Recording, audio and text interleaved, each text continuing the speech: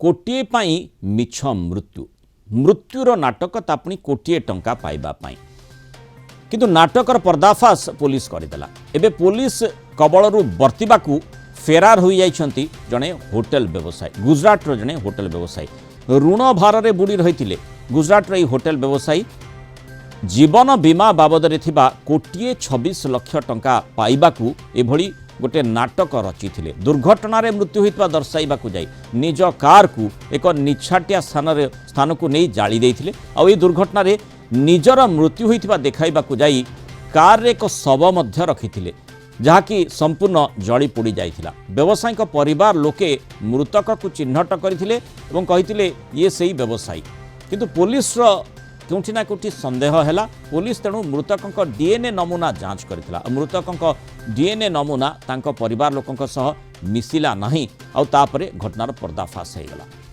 तदंतरु जना पड़िथिला व्यवसायी जनक होटेल निर्माण पई विपुल ऋण करथिले ऋण भार रे से रहिथिले व्यवसाय किंतु चलिलानी सेथिपाई ऋण भार बढ़ी बढ़ी चलिला।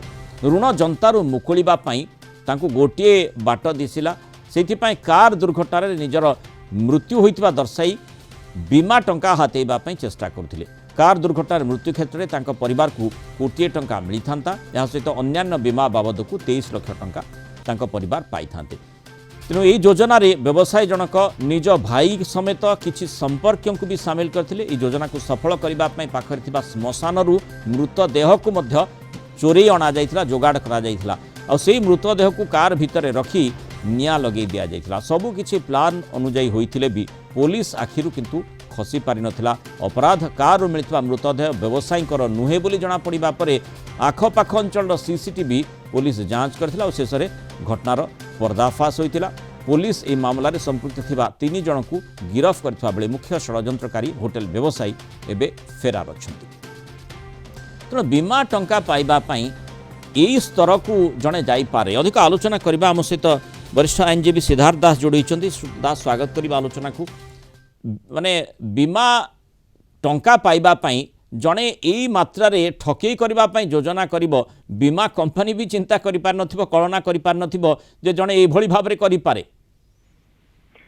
देखंतु ये घटना जदियो जणे मनीष को मारि दे कि मृतक कहउचंती जे से मरि गले किंतु आगुरु बहुत अच्छी जे जो माने सब लोन नहीं कि होटेल करचंती बा इंडस्ट्री करचंती बा जहा करचंती से माने से गुडिक बुड़ी गला देखि सेठी बीमा कर्मचारी का सह किछि बुझामणा करी ए सब कथा होतला। कि धन्यवाद देवी पुलिस को जे से पुलिस एटा को गोटे संदेह दृष्टि देखिला एवं तापरे से निज आडू से तदंत आरंभ कला। ए तदंत आरंभ करिया बेले से स्पॉट जोटा के संसन सेठी गला एवं तापरे सेठू किछि से जो पोड़ा तार कोंतु हाड़ बा कोनसी अस्थि एसबु से आनिकी आसिला एवं सेठी संदेह कला। तेणु आमे कहबा कथा को जे एपरी पुलिस जदि सबुथरे निष्ठार सहित बा अति डीप को जाइकी जदि तदंत करिवो ताहले निश्चित भावे से गोटे भल फल पाइब। आमे पुलिस को अधिकांश पुलिस जेहेतु किसी करागत हो जाती किसी प्रेसर हो पाती किसी प्रकार तांको प्रति गोटे प्रभाव पड़े तेणु पुलिस माने तदंत करती कि पुलिस ठीक तदंत करे। एठी यार एक नमूना देखा जे जदि पुलिस तदंत करिवो सत्यर से निश्चय भावे खुलासा करिवो एवं दोषी को गिरफ्त करि परिबो एवं दोषी को से चार्जशीट दे दंड को भी करि परिबो। सिद्धार्थ आपण देखंतु जदि व्यवसायी माने जो घटनाटी घटेइले सेथिरे तांको परिवार लोके सहयोग कले निश्चय समान भाबरे से माने दायी ए प्रकार घटना पूरा योजना पछरे षड्यंत्र पछरे एथिरु कोन लाभ हैला तांकर।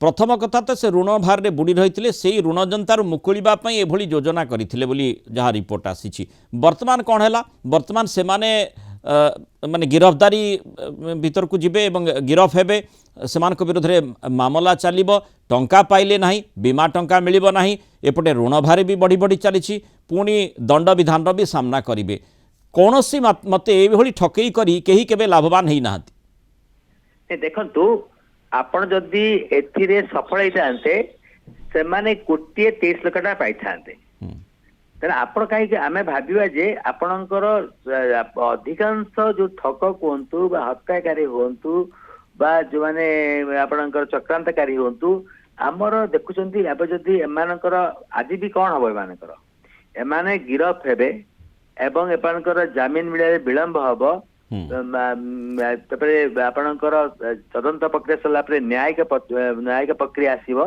ଯଦି ସେତେବେଳେ କୌଣସି ପ୍ରକାର ମ୍ୟାନେଜ କରିଦେବେ ସେମାନେ ମଧ୍ୟ ଖଲାସ ହେଇଯାଉଛନ୍ତି ଯଦିଓ ଏଇଠି ଗୋଟିଏ ଷ୍ଟ୍ରଙ୍ଗ ଡକୁମେଣ୍ଟାରୀ ଏଭିଡେନ୍ସ ରହୁଛି ଆମେ ଯୋଉଠି ଓରାଲ ଏଭିଡେନ୍ସ ରହୁଛି ବା ଜଣେ ସାକ୍ଷୀ ଆସି କହିଦଉଛି ସେ କଥା ତ ଭିନ୍ନ କଥା ରହୁଛି ଯଦି ଆପଣ ଦେଖନ୍ତୁ ବର୍ତ୍ତମାନ SFSL ତାକୁ ଟେଷ୍ଟ କଲା ତାଙ୍କର ବର୍ତ୍ତମାନ DNA ଟେଷ୍ଟ ପାଇଁ ଗଲା ସେଠୁ ଜଣା ପଡିଲା ଯେ ନାଇଁ ଯୋଉମାନେ ମୃତ୍ୟୁ କରିଛନ୍ତି ସେମାନେ ଆଙ୍କ ବଂଶରେ କୌଣସି ଲୋକ ନୁହନ୍ତି ଯୋଉମାନେ କ୍ଲେମ କରୁଛନ୍ତି ତେଣୁ ଏସବୁ ଜିନିଷ ତ ନିଶ୍ଚୟ ଆସୁଛି ତଦନ୍ତ ଠିକ ଆସୁଛି କିନ୍ତୁ ଆପଣ ଯେମିତି ଗୋଟେ କଥା କୁହାଯାଇଥାଏ ଯେ ଚୋର ଘର କେବେ ଅନ୍ଧାର ନୁହଁ ସେ ଯଦି ଏଇଟାରେ ସକ୍ସେସଫୁଲ ହେଇଥାନ୍ତେ ତାହେଲେ ହୁଏତ ସେ ଗୋଟିଏ 26,00,000 23,00,000 ପାଇ ପାରିଥାନ୍ତେ ସେ ଆଜି ସଫଳ ହେଇପାରିଲେନି ପୋଲିସ ତାକୁ ଠିକ ଭାବେ ତଦନ୍ତ କଲା ଠିକ ଦିଗରେ ପହଞ୍ଚିଲା ଏବଂ ସେ ଜାଣିଲା ଯେ ଏଟା ଗୋଟେ ମିଛ କେସ୍ ଏଠି କୌଣସି ଲୋକ ମରିନାହାନ୍ତି ତେଣୁ ସମସ୍ତଙ୍କୁ ଗୋଟିଏ କଥା ତ ଆଇନର ଦଣ୍ଡ ବ୍ୟବସ୍ଥା ଅଛି ଦଣ୍ଡ ପାଇବେ କିନ୍ତୁ ଯଦି ଆମେ ଦେଖିବା ତଦନ୍ତକାରୀ ଏଜେନ୍ସି ମାନେ ଯଦି ଟିକେ ଠିକ ଭାବେ ତଦନ୍ତ କରିବେ